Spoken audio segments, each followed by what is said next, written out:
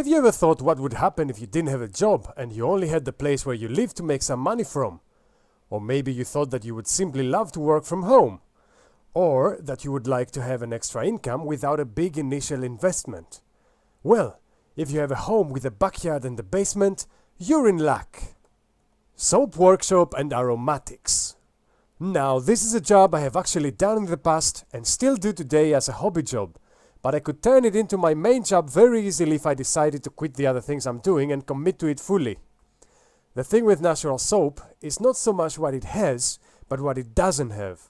People with skin irritations, acne, and many other annoying skin problems under the sun often find that they just disappear if they use natural soap without chemical additives, which proves that these conditions are caused, or at least aided, by some of the chemicals that commercial soaps have in order to lather more, be pressable by soap presses, be preserved for a very long time, improve or hide the nasty ingredients they are often made of, such as burnt or used fats and oils, etc.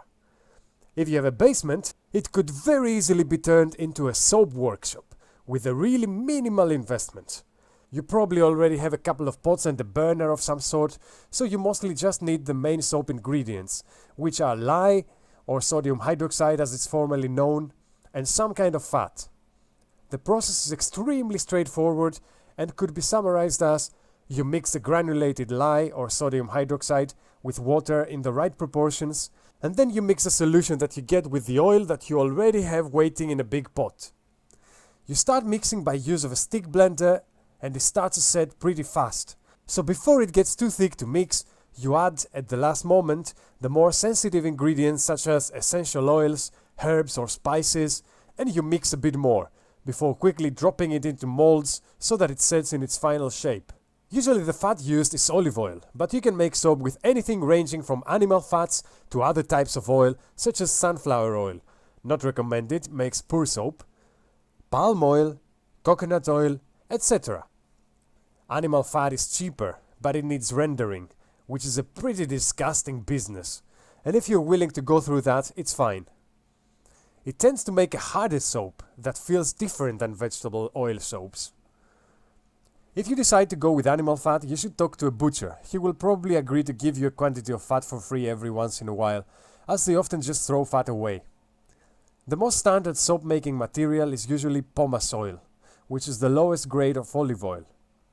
Don't worry, for soap it is just fine and makes really good soap. The other thing you need is some kind of molds.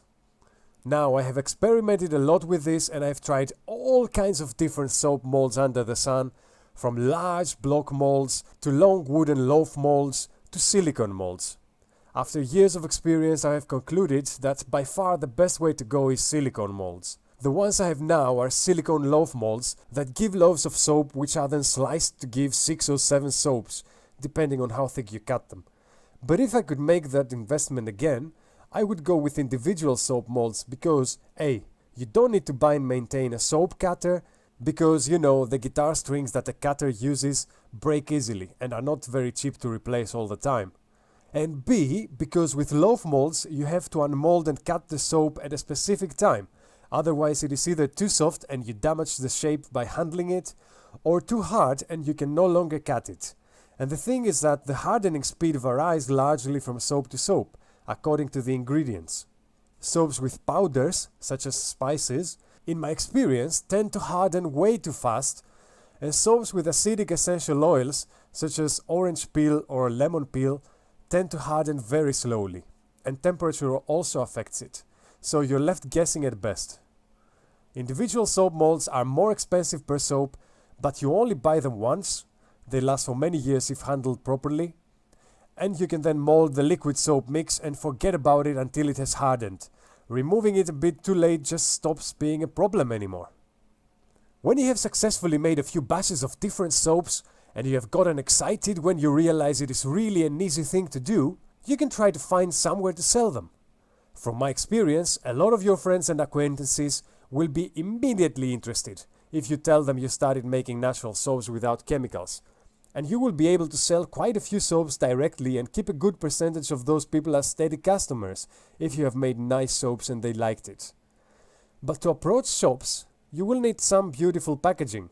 But keep it simple. You don't want to spend more time in packaging than in making soaps, so find a method that is beautiful, cheap, and simply works for attracting the eye. You can find a lot of ideas to evaluate and get inspiration from on the internet. Now is the time to sell the soaps. I wouldn't sell online as the market is extremely saturated with this type of product, but there is always a demand locally, especially if you have something touristic nearby and you make a related soap, or if you manage to give your soap a special local flair by choosing the right name, logo, etc. Then you can easily find local shops of all sorts who may want to sell it, and you should try even hotels. They might be interested in a deal with their logo stamped on the soap, which can easily be taken care of by making a custom stamp and using it when the soap is still a bit soft in the mold. Now you may ask, what about the backyard? Well, the backyard is a great place to grow herbs and aromatics to cut down the cost for your soaps. You can also build or buy a small distiller and use it to make your own essential oils to use in the soaps. The marketability of your soaps then grows by a lot, as you no longer buy anything but the base oil, and the rest is made naturally by you. There are essential oils that have a high yield, such as mint, lemon peel, orange peel, eucalyptus, lavender, etc. And there are others that have a tiny yield, such as most flowers, including roses, so don't even bother with those. Generally, at this stage, when you have found the right presentation for your soap and you have gotten going, your creativity and time is the limit. And this business has the potential to be much like a living organism, always changing its production and evolving, with different combinations of smells, ingredients, and textures, always offering something new to your customers. Thanks for watching.